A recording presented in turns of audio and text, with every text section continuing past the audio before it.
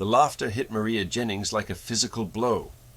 She stood frozen in the center of Dusty Creek's auction hall, her calico dress suddenly too tight, her body too large, too visible.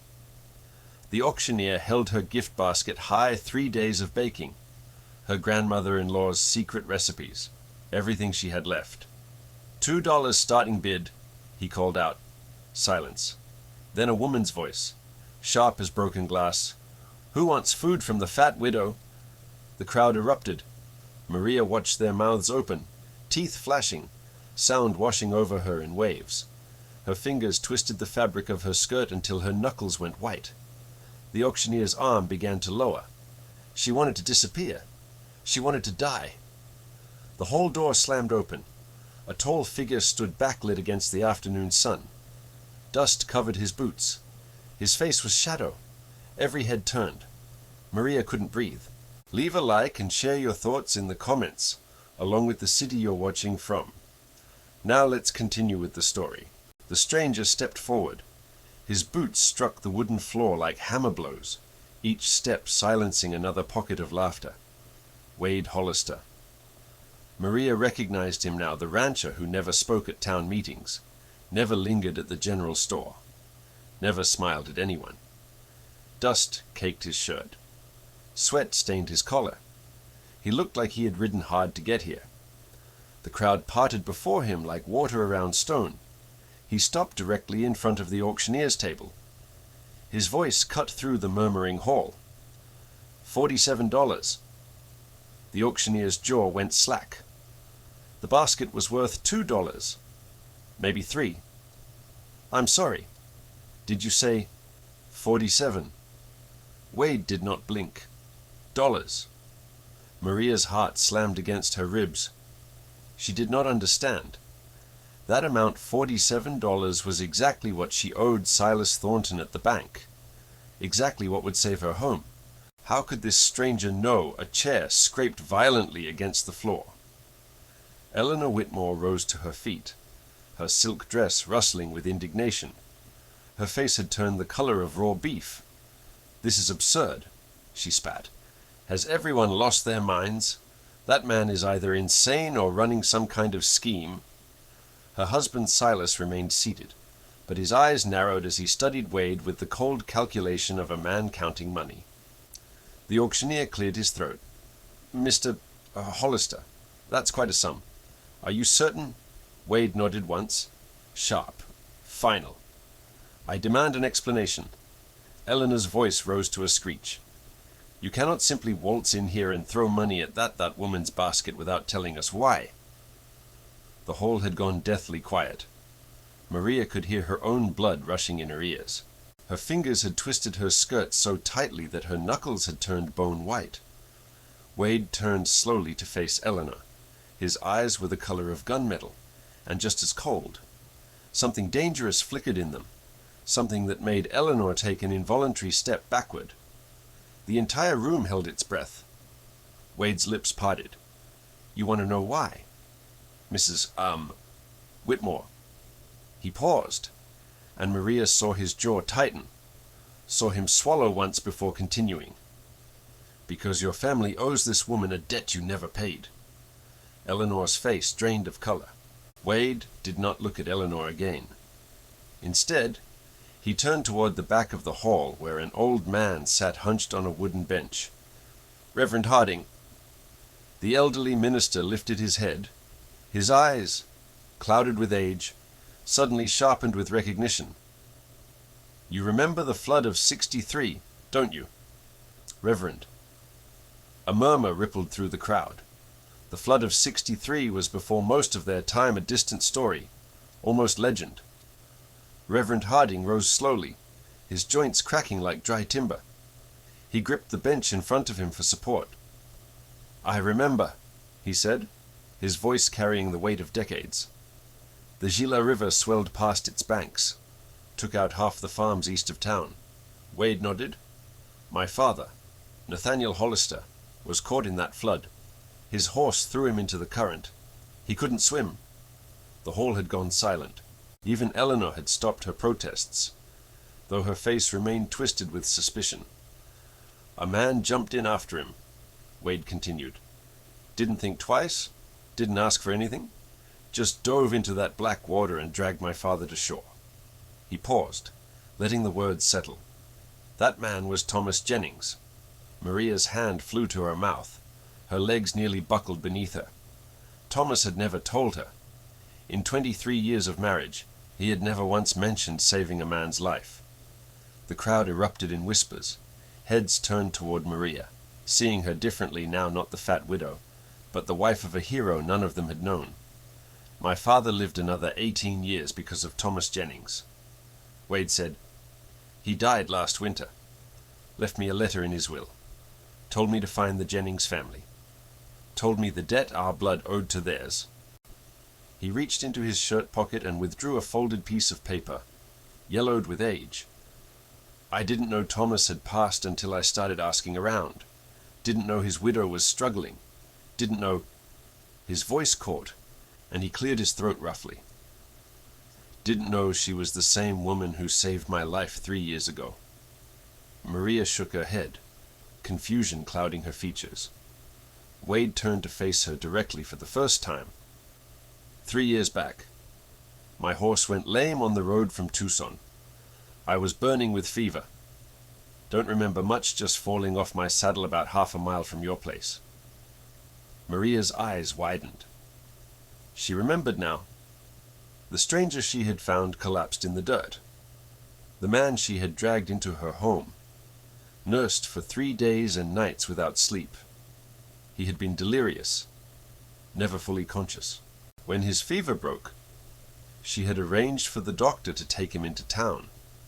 She never learned his name, never thought to ask. "You sat by my bed for 3 nights," Wade said quietly.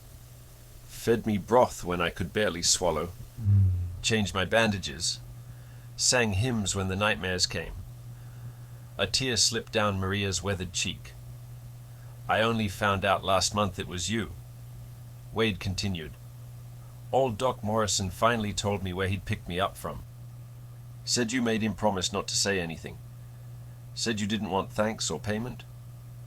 The whispers in the crowd had turned to something else. Now, something softer, almost ashamed. Reverend Harding stepped into the aisle, his voice rising with the strength of a man half his age. "I can confirm every word this young man has spoken. I presided over Thomas Jennings's funeral 5 years ago. That man died a hero's death." He pointed a gnarled finger toward Eleanor and Silas Whitmore. "The fire that took Thomas, you all remember it. The barn that burned on the old Miller property." His eyes locked onto Eleanor. Except it wasn't the Miller property anymore. Was it? The Whitmores had just bought it. Their horses were trapped inside. Eleanor's face went gray. "Thomas Jennings ran into those flames 3 times. The Reverend continued. "Saved 6 horses. The roof collapsed on his 4th trip. He died so the Whitmore family wouldn't lose their investment." Silas Thornton shifted uncomfortably in his seat. His wife stood frozen, her earlier outrage crumbling into something that looked almost like fear. "Not once," Reverend Harding said, his voice dropping to a near whisper that somehow filled the entire hall. "Did either of you attend the funeral? Not once did you offer a single word of condolence to his widow. Not once did you acknowledge that a man gave his life for your property." The silence that followed was suffocating. Maria stood trembling in the center of it all. She had never known. Thomas had never told her why he ran into that barn. He had simply said neighbors needed help. That was all he ever needed to know. "This woman," Wade said, gesturing toward Maria, "buried her husband without complaint, raised her daughter alone, took on his debts without asking anyone for help, and she never, not once, told anyone what Thomas had done for the Whitmores. She didn't think it mattered." He looked around the room, meeting the eyes of those who had laughed just minutes before. "Still think her basket is worthless." No one spoke. Maria wanted to sink through the floor. She wanted to thank Wade. She wanted to run. Instead, she stood rooted to the spot, tears streaming freely now. Movement caught her eye near the back corner of the hall. Lily. Her daughter stood pressed against the wall, her young face pale as milk. Maria hadn't known she was here. Lily had refused to come this morning, said she had better things to do than watch her mother be humiliated. But she had come anyway. Their eyes met across the crowded room.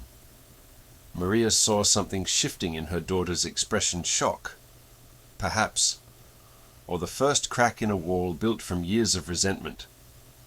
Lily took a step forward. Then Eleanor Whitmore moved, fast, deliberate, cutting through the crowd like a blade. She reached Lily before anyone else noticed, leaning close to the girl's ear. Maria watched her daughter's face change. The softening vanished. Something cold replaced it. Lily stepped back. She turned and walked out the side door without looking at her mother again. Eleanor smiled. The auction hall emptied slowly, people shuffling out in small clusters, their whispered conversations trailing behind them like smoke. Many glanced back at Maria as they left, some with guilt, others with curiosity, a few with something that might have been respect. Wade counted out the bills and coins, placing them in the auctioneer's trembling hands.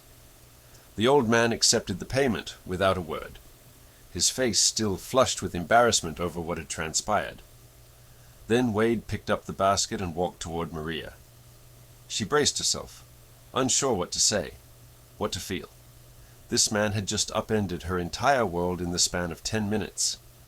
He had known her husband. He had known her kindness. He had remembered when everyone else had forgotten. Wade stopped in front of her and held out the basket. "This belongs to you, Mrs. Jennings."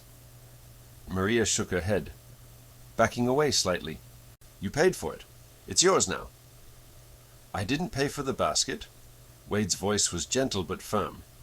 "I paid a debt. There's a difference. I don't want charity. This isn't charity."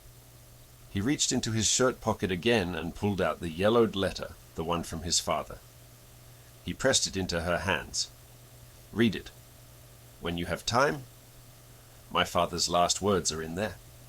He spent 18 years trying to find a way to repay Thomas Jennings. He died before he could. That burden passed to me." Maria's fingers closed around the brittle paper. She could feel the weight of decades in its folds. "I can't accept $47, she whispered. "It's too much. It's not enough." Wade's jaw tightened.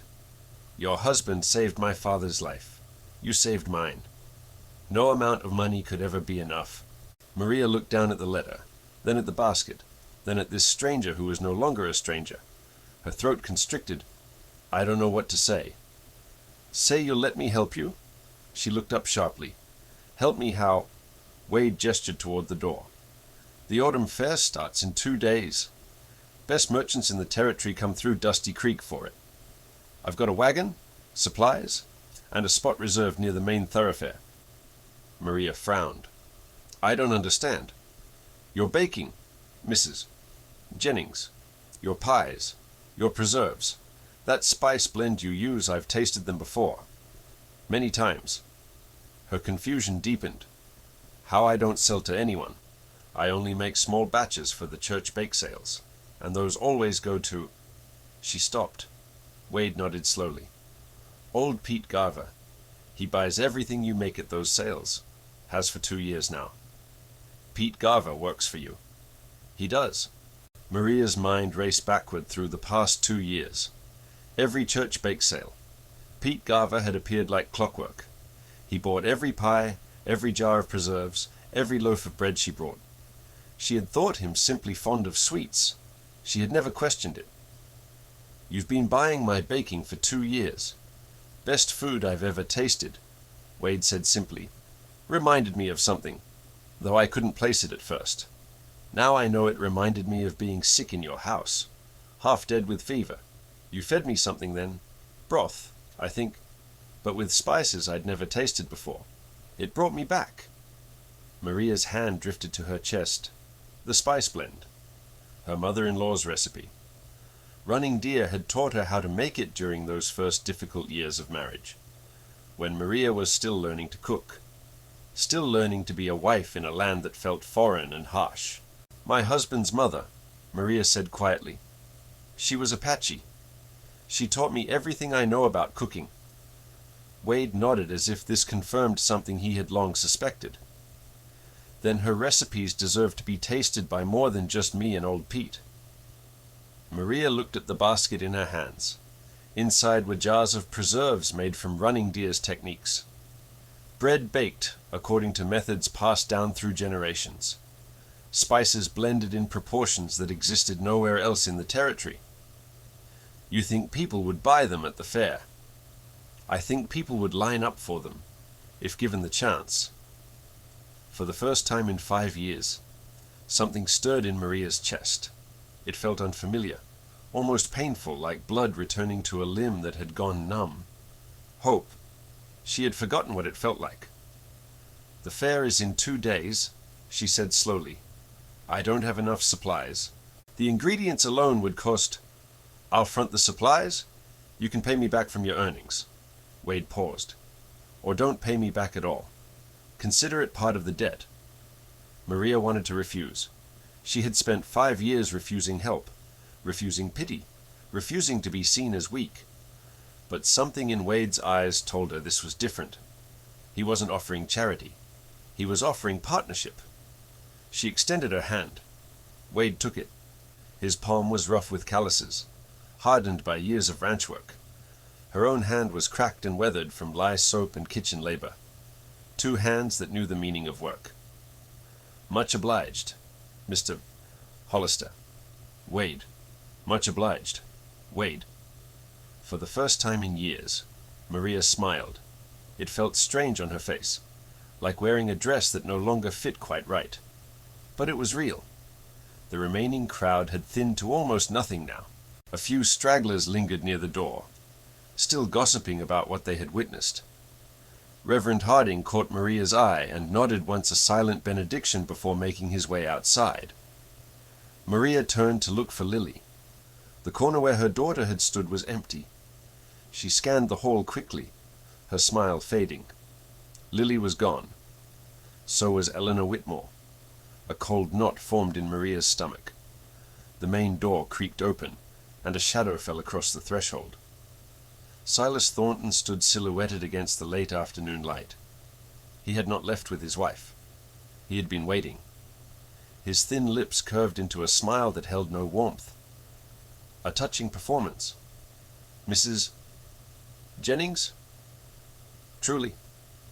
He adjusted his cuffs, taking his time. "But I feel I should remind you the terms of your loan have not changed." Maria's blood turned cold. "The deadline remains the day after tomorrow. $47, in full." His smile widened. "I do hope your little baking venture works out. It would be a shame to see you lose that house. So many memories there, I imagine." He tipped his hat and walked out into the fading sunlight.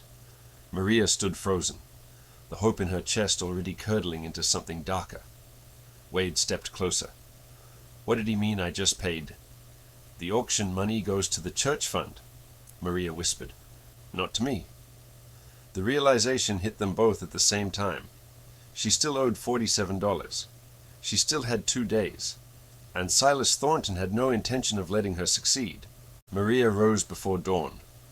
Sleep had been impossible.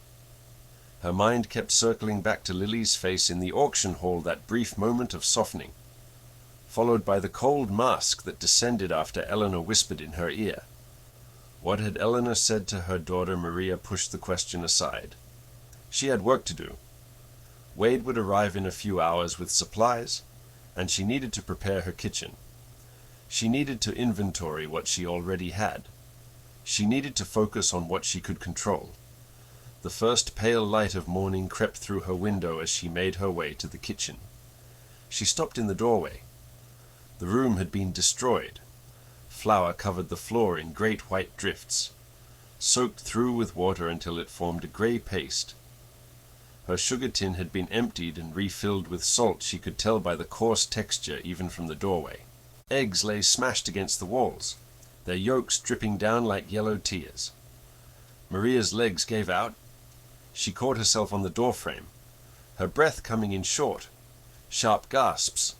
The cast-iron stove had been doused with water, rust already forming on its surface. Her mother-in-law's Dutch oven, the one running deer had brought from the reservation, the one she had treasured for 30 years, lay dented on its side, a crack running down its belly. But the worst was on the kitchen table. Maria stumbled forward, her shoes squelching through the flour paste. She already knew what she would find. She already knew, and still she prayed she was wrong. The recipe book. Running Deer had written it herself, in careful English letters that Maria had helped her form. Every recipe, every spice blend, every technique passed down through generations of Apache women. It had taken them 3 years to complete. The book had been torn apart. Pages lay scattered across the table like fallen leaves. Some had been crumpled, others had been ripped into strips so small they could never be reassembled. Maria sank to her knees. Her hands moved without her permission, gathering fragments, trying to piece them together. But the destruction was too thorough, too deliberate. Whoever had done this had taken their time. They had wanted to ensure nothing could be salvaged. A sob tore from her throat. She knelt there among the ruins of her life, clutching handfuls of destroyed paper, and wept. That was how Wade found her an hour later. He burst through the door with supplies loaded on his shoulders, his face bright with purpose. The brightness died the moment he saw the kitchen. Dear God! Wade dropped his supplies and crossed the room in 3 strides. He knelt beside Maria, his hands hovering uncertainly over her shaking shoulders. Who did this? Maria couldn't answer. She could barely breathe. Wade stood and began circling the kitchen, his rancher's eyes cataloging every detail. He checked the windows, the doors, the points of entry. His jaw tightened with each new discovery. A back window, he said finally, forced open from outside. Whoever did this came in after dark, worked for hours. He crouched by the window frame, examining something caught on a splinter of wood. Mrs. Jennings. Maria, come look at this. Maria wiped her eyes and forced herself to stand. Her legs felt like water beneath her. Wade held up a torn scrap of fabric. Silk. Deep burgundy, with delicate gold threading. Maria recognized it immediately. Eleanor Whitmore had been wearing that exact dress at the auction. That witch, Wade breathed. I should have known. I should have... Wait! Maria's voice came out as a croak. She was staring at something else, something lying on the floor beneath the window, half hidden by a drift of ruined flour. A handkerchief. Small, white cotton, hand embroidered with tiny blue flowers. Maria picked it up with trembling fingers. She had made this handkerchief 4 years ago, sitting by the fire on Lily's 15th birthday. She had stitched each flower by hand, working late into the night because she wanted it to be perfect. Lily had smiled when she received it, one of the last real smiles Maria could remember. No, Maria whispered. No, no, no. Wade looked from the handkerchief to Maria's stricken face. What is it? Before Maria could answer, footsteps sounded on the porch. The front door swung open. Lily stood in the doorway. Her face was pale but composed, her expression carved from stone. She wore a new dress, finer than anything Maria had ever been able to afford. A gift from Eleanor, no doubt. Mother and daughter stared at each other across the destroyed kitchen. I see you found my handkerchief, Lily said. Her voice was flat, empty. Maria shook her head slowly, as if denying what stood before her could make it untrue. Lily, tell me you didn't do this. I did. The words hung in the air like gun smoke. Wade stepped forward, his hands balling into fists. You helped that woman destroy your own mother's... She's not my mother. Lily's voice cracked on the words. but her face remained hard. My mother died in that kitchen years ago. This woman, this fat, pathetic creature who embarrasses me every time she steps outside, she's just someone I've been trapped with. Maria made a sound like a wounded animal. Mrs. Whitmore has offered me a real future, Lily continued. Her nephew in Phoenix is looking for a wife. Educated, refined, from a good family. She laughed bitterly. Obviously, I can't tell him the truth about where I come from. So this, she gestured at the destruction around her, is necessary. The auction yesterday was supposed to humiliate you into giving up, but you just had to keep fighting. Lily. Maria's voice was barely audible. I'm your mother. I raised you. You're an anchor around my neck. Lily's composure cracked, and for a moment, raw anguish showed through. Do you know what it's like being the fat widow's daughter, having people whisper and laugh?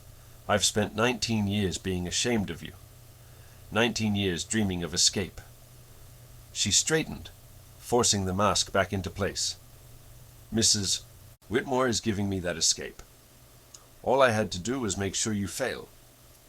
Wade moved toward Lily, but Maria caught his arm. Let her go, Maria whispered. Maria. She just admitted, let her go. Lily was already backing toward the door. Don't come to the fair tomorrow. Don't embarrass yourself further. Just accept that you've lost and I said go. Maria's voice cut through the kitchen like a blade. She was not shouting. She was not crying. She was simply empty. Lily hesitated for a single heartbeat. Something flickered in her eyes. Guilt, perhaps, or grief for a bond she herself had severed. Then she turned and walked away. Wade stood beside Maria in the ruined kitchen, watching Lily's figure grow smaller in the morning light. She was heading toward the Whitmore estate. We can still report this to the sheriff, Wade said quietly. Breaking and entering, destruction of property. There are laws. Maria shook her head. She looked down at the handkerchief still clutched in her hand. The little blue flowers she had stitched with such love, such hope. She let it fall to the floor. I have no daughter, Maria said. Not anymore. Wade opened his mouth to respond, but something in Maria's eyes stopped him. The light was gone. The woman who had smiled yesterday, who had dared to hope for the first time in 5 years, that woman had vanished. In her place stood someone hollowed out, broken. Maria walked to her husband's empty chair by the cold fireplace and sat down heavily. Her hands lay limp in her lap, her gaze fixed on nothing. You should go, she said. I thank you for your kindness, Wade, but there's nothing left to save here. She closed her eyes. Wade stood in the kitchen doorway, surrounded by destruction, and watched Maria Jennings disappear into herself. Outside, storm clouds gathered on the horizon. Wade left at sunset. Maria had asked him to go, begged him, eventually. She could not bear the weight of his pity, could not stand to see her own devastation reflected in his eyes. He had argued, pleaded, promised to return in the morning with new supplies. She had simply stopped responding until he had no choice but to leave. Now the house was silent. Maria sat in Thomas's chair by the cold fireplace. She had not lit the coal oil lamp. She had not started a fire. She saw no reason to illuminate a life that had gone dark. The shadows deepened around her as the last light bled from the sky. In the darkness, her hands began to move. They found the arm of Thomas's chair, worn smooth by years of use. They traced the groove where his thumb had rested during countless evenings, reading by lamplight while Maria knitted beside him. She had complained about that groove once, said it made the chair look shabby. Now she would give anything to see him wear it deeper. Her fingers drifted to the small table beside the chair. Thomas's pipe still sat there. She had not moved it in 5 years.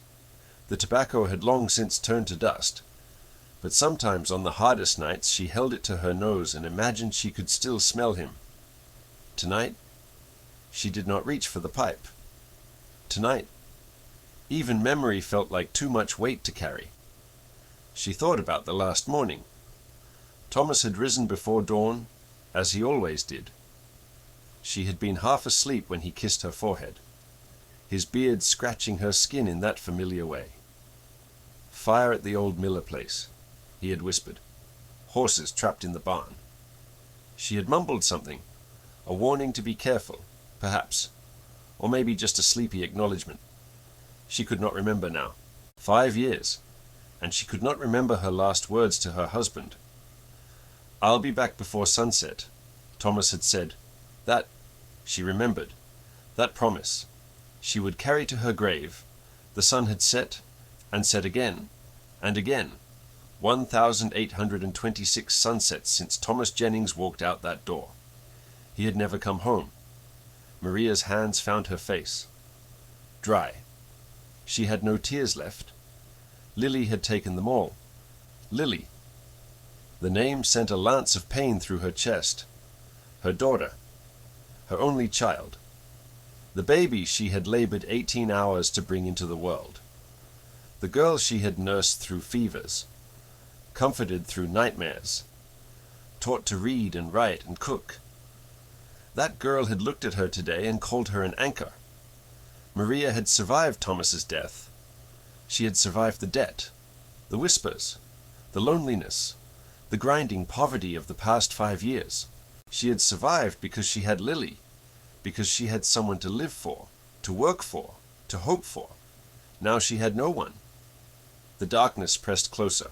Maria closed her eyes, though it made no difference. Dark behind her eyelids, dark before them, dark all the way down. A memory surfaced unbidden. Running Deer, sitting by this same fireplace, her weathered hands shelling beans into a wooden bowl. Maria had been young then, barely 20, newly married, terrified of this strange woman who spoke broken English and watched her with knowing eyes.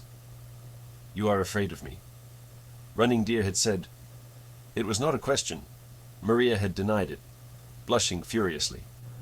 Running Deer had laughed a sound like wind through dry grass. "It is good to fear what you do not understand. It means you are wise." She had set down the bowl and looked at Maria with those dark, fathomless eyes. "But you must not let fear make you small. Fear is a visitor. Let it come. Let it go. Do not offer it a chair." Over the years that followed, Running Deer had taught Maria many things. How to season a cast iron skillet. How to make bread that stayed soft for days. How to blend spices in combinations that existed nowhere else in the territory. But more than recipes, Running Deer had taught Maria how to survive. "My people have been hated for many generations," she had said once. Near the end, when the sickness was already eating away at her from the inside. "They try to take our land, our language, our children. They want us to disappear." She had gripped Maria's hand with surprising strength. "But we do not disappear. We put ourselves into the food we make, into the songs we sing, into the children we raise. They can burn our homes. They can kill our bodies, but they cannot kill what we pass on." Maria sat in the darkness, remembering. The recipe book was destroyed. The pages that had taken 3 years to write lay in fragments on her kitchen floor. Everything Running Deer had given her gone. But Running Deer's voice whispered through her memory. "They cannot kill what we pass on." Maria's hands stilled. The recipes were not in the book. They never had been. The book was just paper. The recipes lived in her hands, her tongue, her heart. She had made those dishes 1,000 times. She knew them the way she knew her own name. Eleanor Whitmore could tear apart all the paper in the world. She could not tear apart Maria's memory. The realization brought no comfort. What good were recipes without ingredients, without a kitchen, without a home? A knock shattered the silence. Maria did not move. She knew who it was before she heard the voice. "Mrs. Jennings." Silas Thornton's oily tones slithered through the door. I know you're in there. We need to discuss a change in terms." Still, she did not move. The door opened. Silas had never waited for permission. He stepped inside, a lantern in his hand, its light carving harsh shadows across his angular face. He looked around the dark room with obvious distaste. Sitting in the dark like an animal. How fitting. Maria said nothing. Silas set the lantern on the table, making himself comfortable in her home. Her husband's home. "I'll come directly to the point. My wife has convinced me that waiting until the day after tomorrow is unnecessarily generous. Given your circumstances, I think it best we accelerate the timeline." Maria finally looked at him. "Accelerate. Tomorrow morning, sunrise, $47, or the house becomes bank property." He smiled. "I'm sure you understand. A woman in your position, no family, no prospects, no support as well. It's really a mercy. Prolonging the inevitable only increases suffering." The terms were 2 days. "The terms have changed." Silas straightened his cuffs. "You're welcome to hire a lawyer if you disagree, though I imagine that would be rather difficult, given your financial situation." He was enjoying this. Maria could see it in the slight curl of his lip, the gleam in his pale eyes. Eleanor had sent him to finish what Lily had started. "I'll be here at sunrise," Silas said. "Have the money or have your things packed. Your choice?" He retrieved his lantern and walked to the door. On the threshold, he paused. "Oh, and Mrs. Jennings. My wife wanted me to pass along a message." His smile widened. "She said to tell you that your daughter sends her regards. Lily is settling in quite nicely at our estate. Eleanor thinks she has real potential." The door closed behind him. Maria sat in the returned darkness. Tomorrow? She had until tomorrow. She rose slowly, her joints aching, her body heavy with grief. She walked to the back door, opened it, and stepped into the night. The apple tree stood where it had always stood, its branches silver in the moonlight. Thomas had planted it the week they married. "For our children," he had said. "For our grandchildren." Maria pressed her palm against the rough bark. The tree had survived drought, frost, disease. It had outlived the man who planted it. Her shoulders began to shake. The tears came at last great, racking sobs that tore from somewhere deep inside her. She cried for Thomas, for Lily, for Running Deer, for the life she had built and the future she had lost. She cried until her throat was raw and her eyes burned and her legs could no longer hold her. She slid down against the trunk of the tree and wept. When the tears finally stopped, the moon had moved halfway across the sky. Maria's face felt swollen, her chest hollow. She had nothing left, no tears, no hope, no fight. She pulled herself upright using the tree trunk and turned back toward the house, and stopped. Through the kitchen window, she could see something on the table that had been empty when she walked outside. The table where the ruined flour and shattered eggs had been cleared away by Wade before he left. Something pale, something small. Maria walked inside on numb legs. A flower lay in the center of the table, a wild primrose. Yellow petals, delicate stem, the same flower Thomas had picked for her every morning of their married life. Maria's hand flew to her mouth. She spun around, searching the shadows. The house was empty. The doors were locked. The windows were shut. No one could have come in. And yet, behind her, Thomas's chair creaked softly, the sound a chair makes when someone has just stood up from it. Maria turned slowly. The chair was empty, but it was still rocking. Maria did not sleep. She sat beside the kitchen table all night, watching the wild primrose in the moonlight. The flower should not exist. No one had entered the house. No one could have placed it there. And yet it lay before her, yellow petals glowing softly in the darkness. Thomas.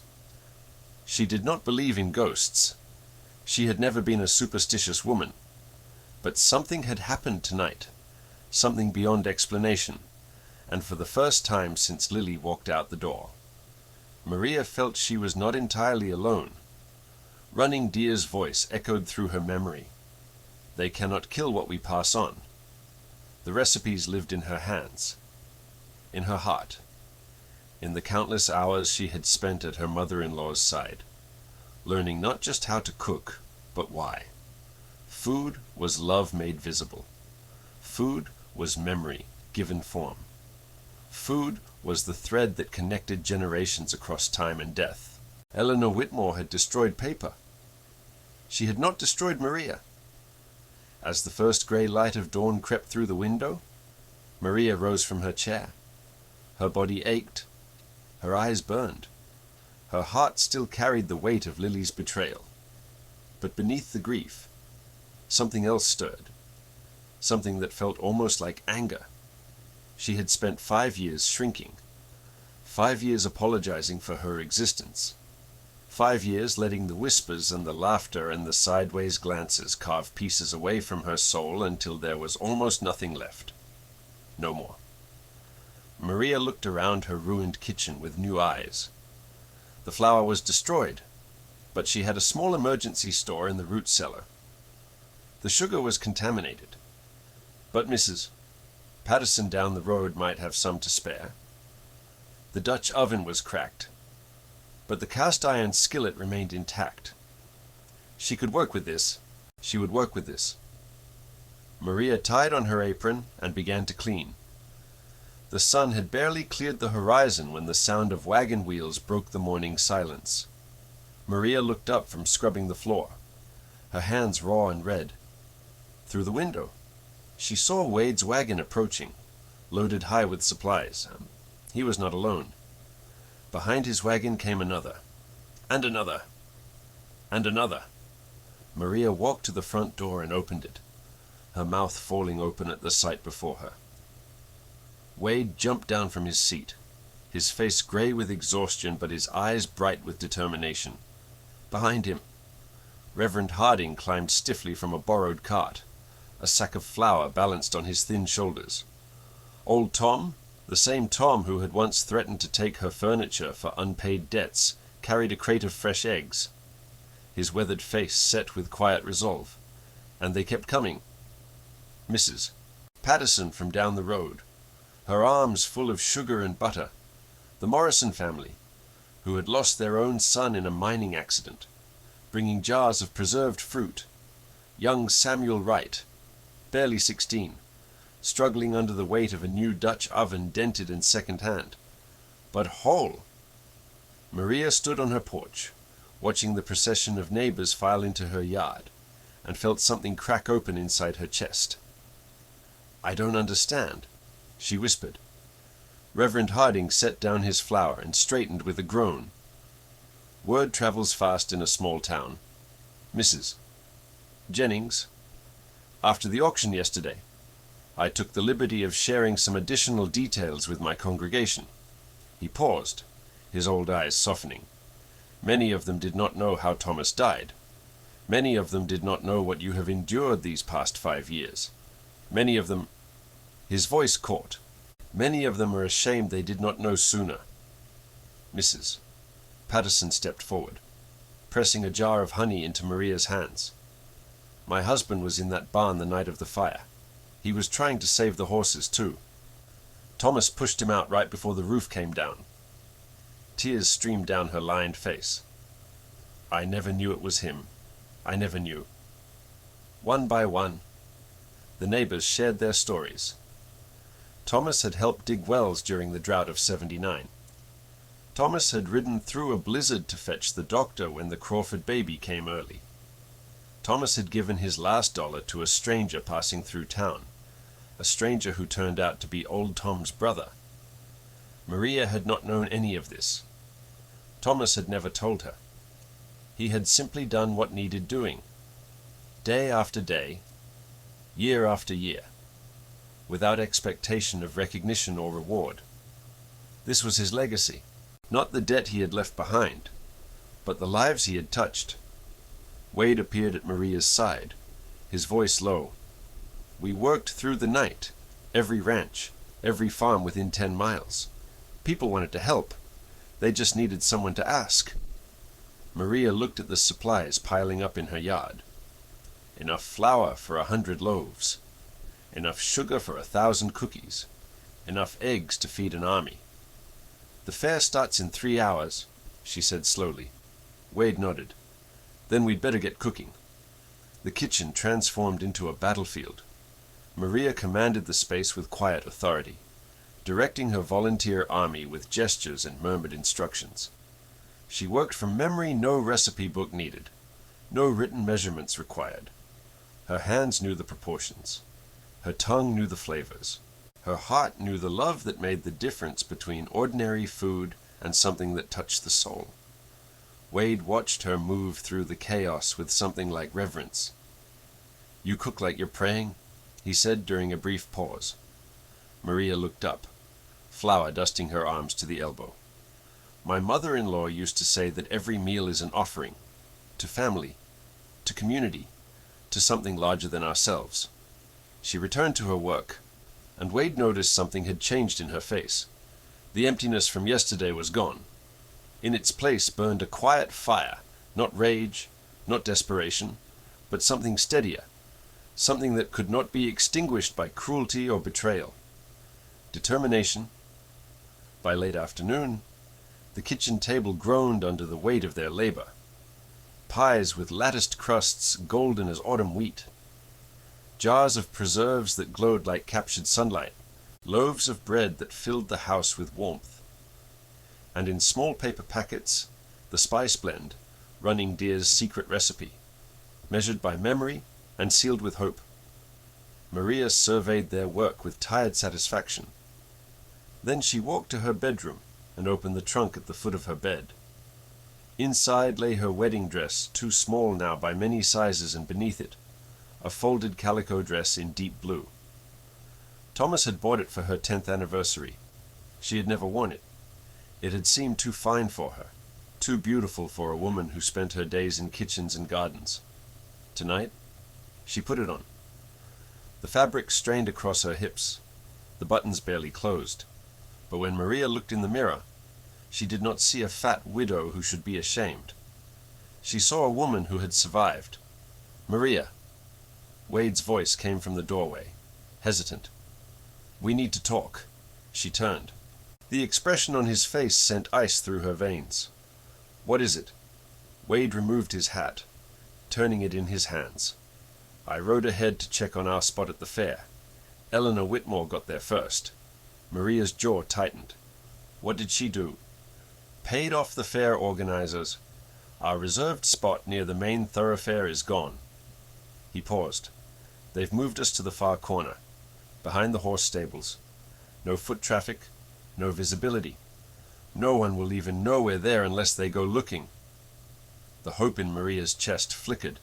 She had fought so hard, come so far, and Eleanor had found another way to bury her. Wade watched her face, waiting for the light to die in her eyes again.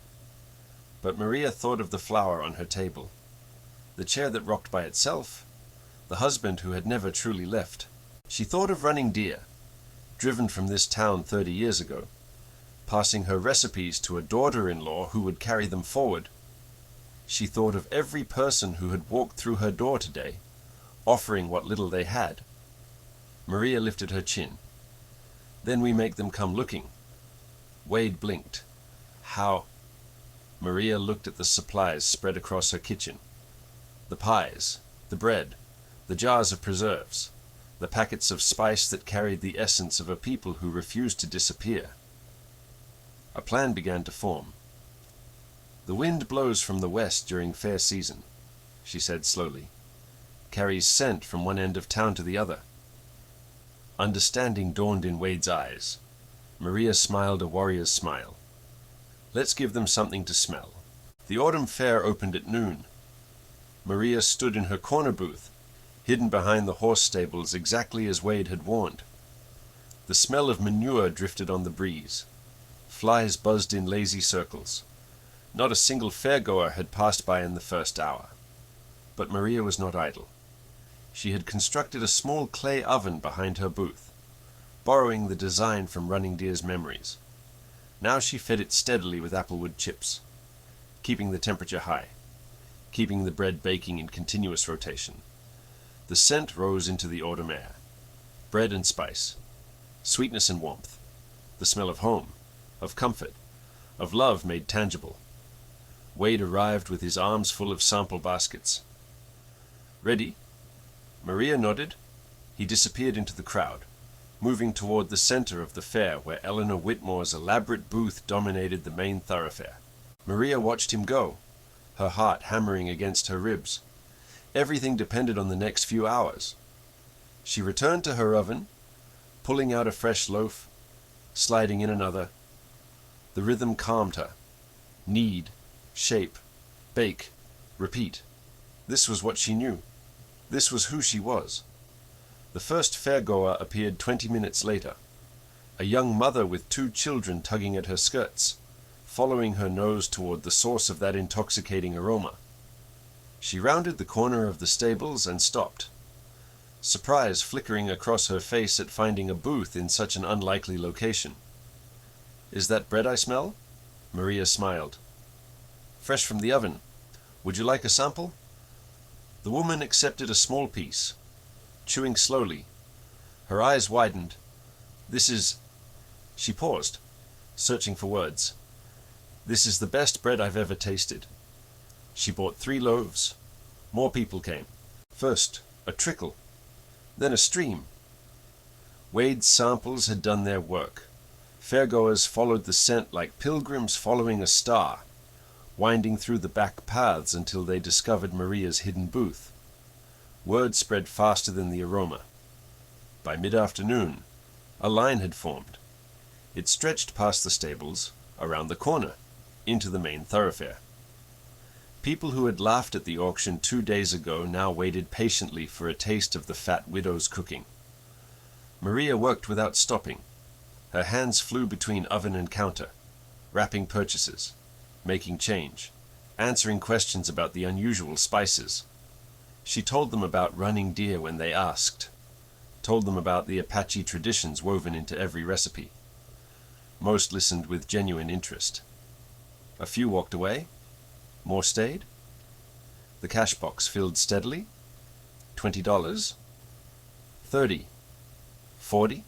Maria allowed herself a moment of hope. Then Eleanor Whitmore arrived. The crowd parted before her like water before a ship's prow. She wore her finest dress, emerald silk with pearl buttons, and her face was arranged in an expression of aristocratic disgust. Lily walked 2 steps behind her, dressed in borrowed finery, her eyes fixed on the ground. Eleanor stopped at the front of Maria's booth, surveying the line of customers with barely concealed fury. "Well," she said, her voice carrying across the crowd, "isn't this quaint? The charity case has set up shop." The murmuring died. All eyes turned to the confrontation. Maria continued wrapping a loaf of bread, her hands steady despite her racing heart. "Mrs. Whitmore, would you like to try a sample?" "I would sooner eat dirt."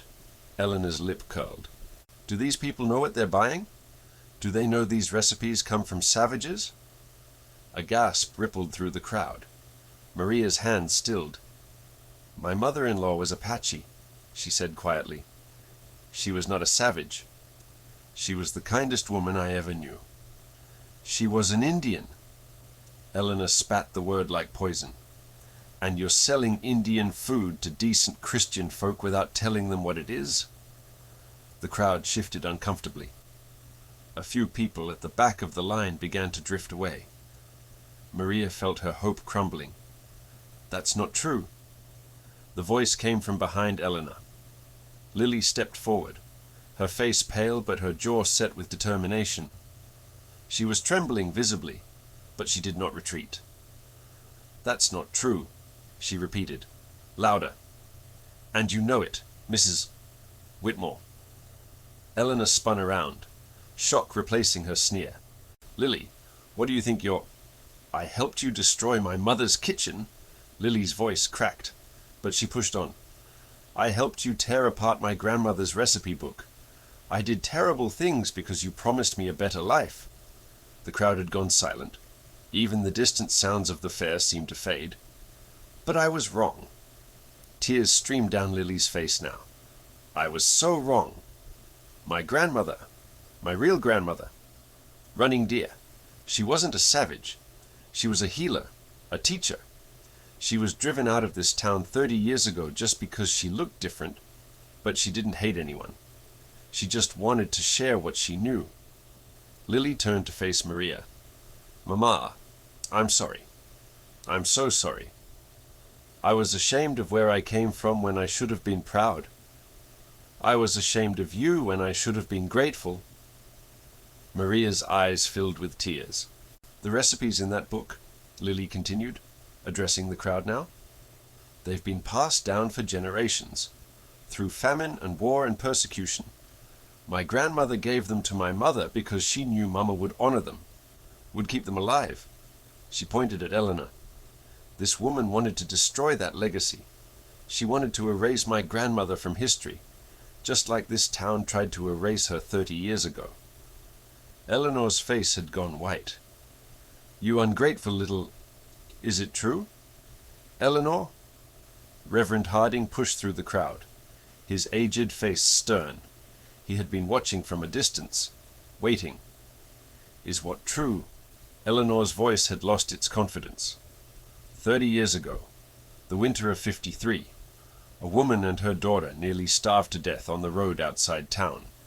No one would help them. No one except an Apache woman who had been driven from her home by the very people who called themselves Christians. The Reverend's eyes bored into Eleanor. That Apache woman shared her food, gave them shelter, saved their lives. He paused.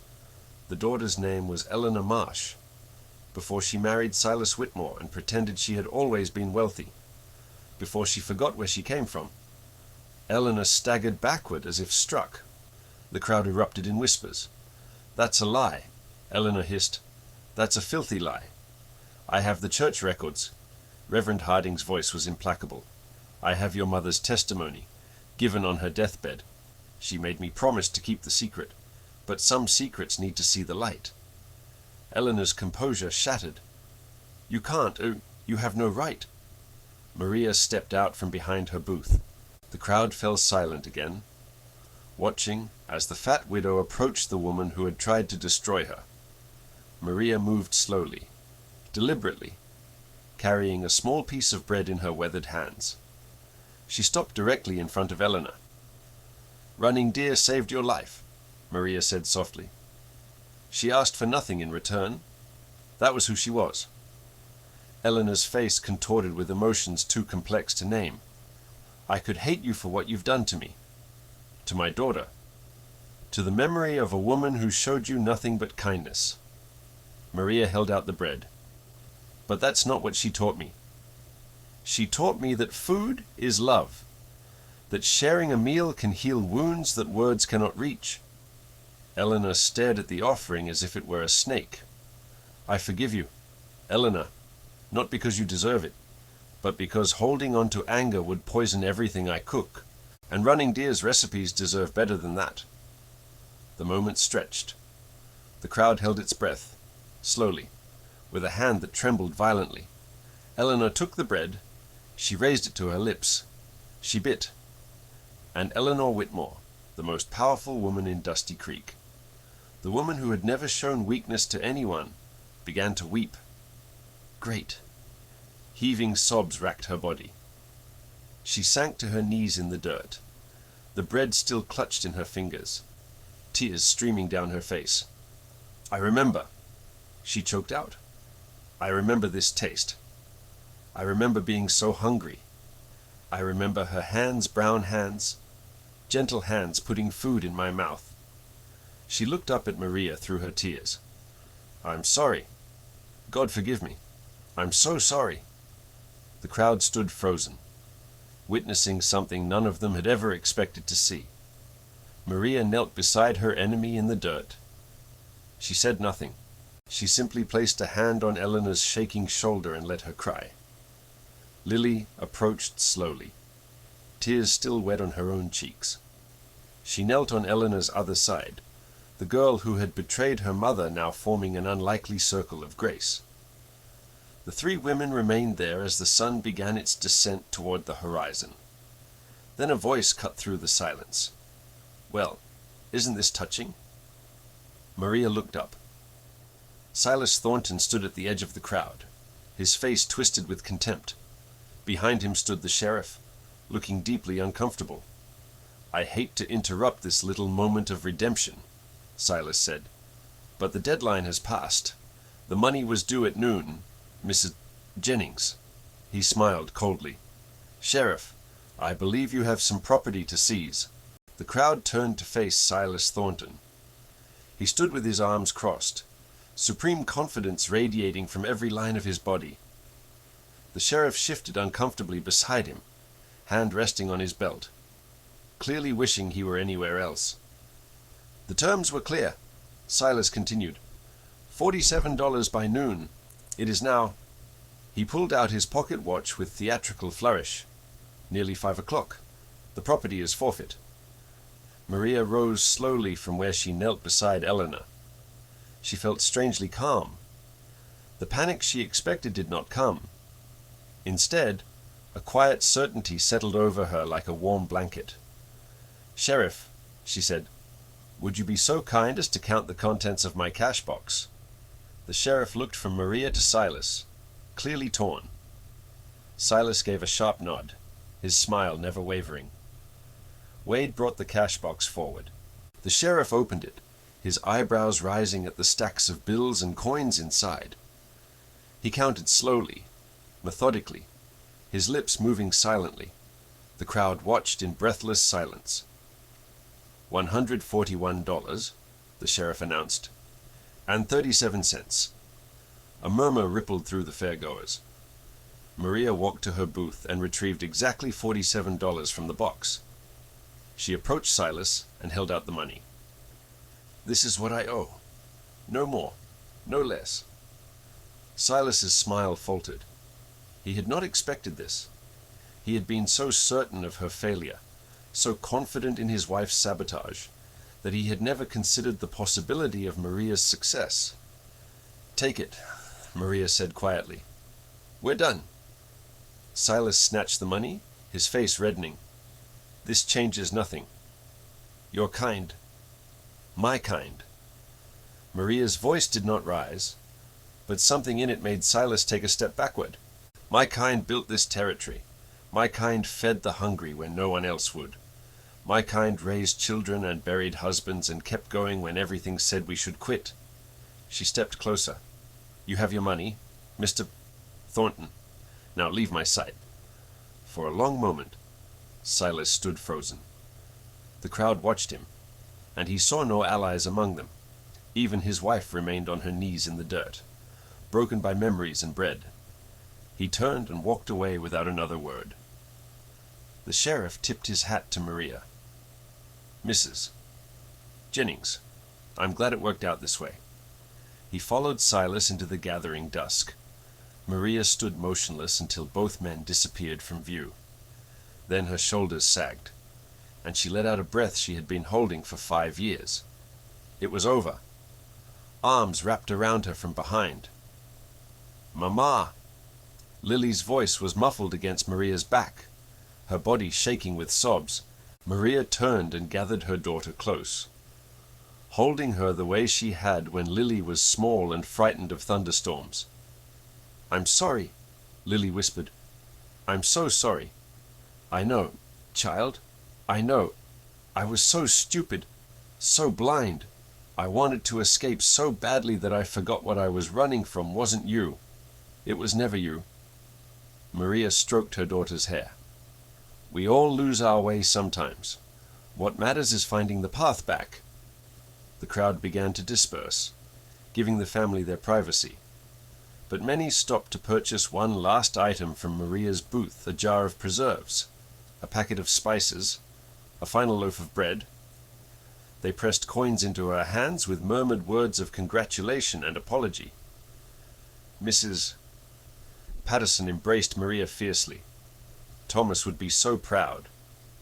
Old Tom shook her hand with both of his. You showed us all something today, Mrs. Jennings. Something we needed to see. Reverend Harding blessed her with trembling hands. Running Deer's legacy lives on, as it should, as it always should have. When the crowd finally thinned, only Wade remained. He stood at a respectful distance, hat in his hands, watching Maria and Lily with an expression Maria could not quite read. Wade. Maria approached him, Lily still tucked under her arm. I don't know how to thank you. No thanks needed. He turned his hat in his hands. I told you my family owed yours a debt. Today. Maybe we started paying it back. Maria shook her head. You've paid it in full. More than full. Wade smiled a rare expression that transformed his weathered face. Then maybe we can start fresh. As friends. As neighbors. He paused, something flickering in his eyes. There's an empty storefront on Main Street. Used to be a millinery shop before Mrs. Crawford moved back east. Rent's cheap. Location's good. Maria felt her heart skip. I'm not suggesting anything improper, Wade added quickly, his neck reddening. Just a business opportunity. Your cooking deserves more than church bake sales and autumn fairs. This town needs a proper bakery, and you need a proper future. Maria looked at her daughter. Lily's eyes were bright with something that looked almost like hope. What do you think? Maria asked her. Lily squeezed her mother's hand. I think Grandmother Running Deer would want her recipes shared with everyone. Not hidden away? Maria turned back to Wade. Much obliged, Mr. Hollister. I reckon I'll take you up on that offer. The walk home took longer than usual. Maria and Lily moved slowly through the twilight, arms linked, the cash box tucked safely under Maria's free arm. They did not speak much. They did not need to. The silence between them had transformed from something cold and broken into something warm and healing. As they passed the cemetery, Maria stopped. Wait here a moment. She walked alone between the weathered headstones until she reached the one she knew by heart. Thomas Jennings, beloved husband and father. 1831, 1878. Maria knelt in the grass. We made it. Thomas, Lily and me. We're going to be all right. She reached into her pocket and withdrew the wild primrose, the impossible flower that had appeared on her kitchen table in her darkest hour. She had pressed it carefully that morning, preserving it between the pages of her Bible. Now she laid it gently against his headstone.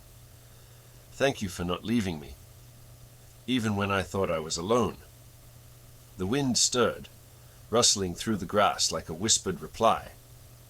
Maria rose and walked back to her daughter. Together, they continued home. The house looked different in the fading light. Smaller, perhaps. Older. But no longer a prison. No longer a reminder of everything Maria had lost. It was simply home. Lily helped her mother unload the remaining supplies. They worked side by side in the kitchen, cleaning and organizing, their movements finding an easy rhythm. Mama, Lily said as they finished, will you teach you what? Grandmother's recipes. All of them. I want to learn. I want to help you remember. Maria's eyes filled with tears. I thought you were ashamed of where we came from. Lily took her mother's hands. I was ashamed of myself. I was too young and too foolish to know the difference. She squeezed gently. Teach me, Mama. Let me carry it forward too. Maria pulled her daughter into an embrace. We'll write a new recipe book, she whispered. Together. And this time, no one will ever destroy it. Outside, the stars emerged one by one, filling the sky with ancient light. In the kitchen of a small house in Dusty Creek, Arizona Territory, A mother and daughter sat at a worn wooden table and began to write. The first line read, "These recipes belong to Running Deer, who taught us that food is love, and love never dies." Maybe you saw yourself in Maria today. Maybe you know what it feels like to stand in a room full of people and feel completely invisible, to offer your best and watch it be rejected, to carry the weight of grief and debt and whispered judgments until your shoulders ache from the burden. Or maybe you were Lily once, young and desperate to escape, ashamed of the very people who loved you most, running toward a future that required you to abandon your past. Perhaps you recognized Wade, someone who carries a debt of gratitude they have never properly repaid, someone who watches from the edges, waiting for the right moment to step forward. Some of you might even see Eleanor in the mirror, holding on to old shames so tightly that you hurt others to protect your secrets. This story belongs to all of us. If you have ever been judged unfairly, speak your truth below. If you owe someone a thank you that is long overdue, let this be your reminder. If you have ever been forgiven when you did not deserve it, share this story with someone who needs to hear it. Because food is love, and love never dies.